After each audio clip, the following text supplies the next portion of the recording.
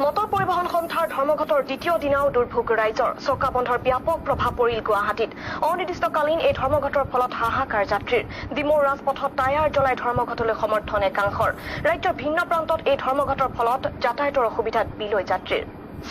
motor পৰিবহণ সন্থাৰ ধৰ্মঘটত দ্বিতীয় দিনাও দুৰ্ভোগ জনতাৰ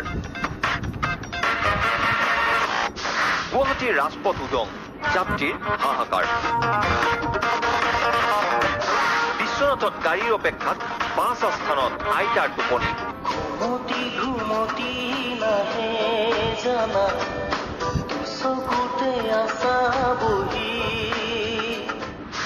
ডিমৌ ৰাজপথত টায়াৰ জ্বলাই ধৰ্মঘটক সমৰ্থন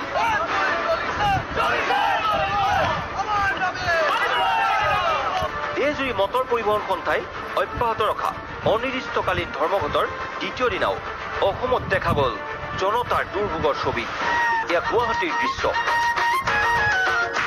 ব্যক্তিগত সৰু সৰু বাহনবোৰ চলি থকাৰ বাহিৰে গুৱাহাটীৰ ৰাজপথ এক প্ৰকাৰ উদং আৰু বাছ ষ্টপেজত যাত্ৰীৰ দুৰ্ভোগ চাওক এফালে গৰম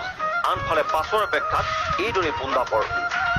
অসম ৰাজ্যিক পৰিবহণ নিগমৰ যি দুই এখন বাছ চলিছে তাতেই পাণ জপা দি জাপিছে যাত্ৰীক কিন্তু বয় বস্তু আৰু কণমানি সন্তানক লৈ অহা পৰিয়ালসমূহে এইদৰে দিছে পোন্দাপৰ কিমান দেৰি হ'ল ৰৈ থকা মোৰ হ'ল আধা ঘণ্টা হৈ গ'ল চিটি বাছ পোৱা নাই পোৱা নাই সোণাপুৰলৈকে যাব ওলাইছিলোঁ পৰীক্ষাৰ্থী লৈ আহিছিলোঁ সোণাপুৰৰ পৰা ইয়াতে আজি পৰীক্ষা আছিলে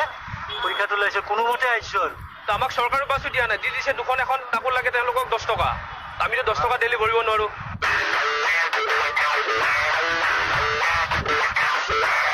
এইবাৰ বলক বিশ্বনাথ চাৰিআলিলৈ বিশ্বনাথৰ পৰাই যেন আজি বহুদূৰ হৈ পৰিছে ধেমাজি লখিমপুৰ পৰিবহণ নিগমৰ বাছ আস্থানত বাছলৈ অপেক্ষা কৰি কৰি আইতাই এইদৰে মাৰিছে টোপনি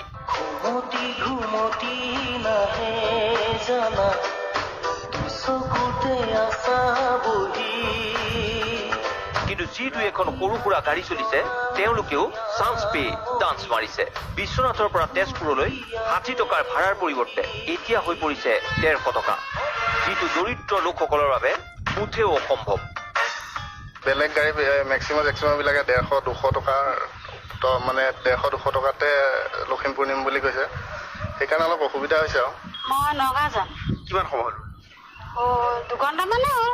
তেওঁলোকে বৰ্তমান আহি পোৱা নাই গাড়ীৰ কাৰণে ৰখিছে এতিয়া তেজপুৰলৈকে 150 টকাকে লৈছে এতিয়া এজন মানুহ 60 টকাকে হ'লেকে ইমানকে জীৱনটো নামি নোৱাৰো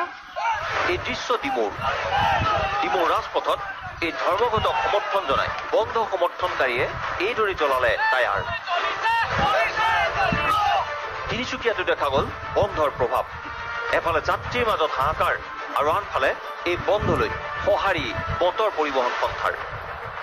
অসমৰ বিভিন্ন দল জাতীয় সংগঠন ইত্যাদি মূল্যবৃদ্ধি সম্পৰ্কত মাত মাতি আহিছে লগতে আমিও মাত মাতি আহিছোঁ যে আজি ৰহাৰ টোলগেট যিটো হৈছে তাৰ পৰা অসমৰ আমাৰ যথেষ্ট ক্ষতি সাধন কৰিছে অসমৰ ৰাইজৰ লগতে বিশেষকৈ এই প্ৰভাৱটো আমাৰ অসমৰ জনসাধাৰণৰ যথেষ্ট ক্ষতি কৰিব লগতে আমাৰ ট্ৰেভেলাৰ মালিক সন্থাৰ লগতে বিভিন্ন বাছ সন্থাৰ পৰা আদি কৰি সকলোৱে ক্ষতিগ্ৰস্ত হৈছে ব্যুৰ' ৰিপৰ্ট নিউজ লাইভ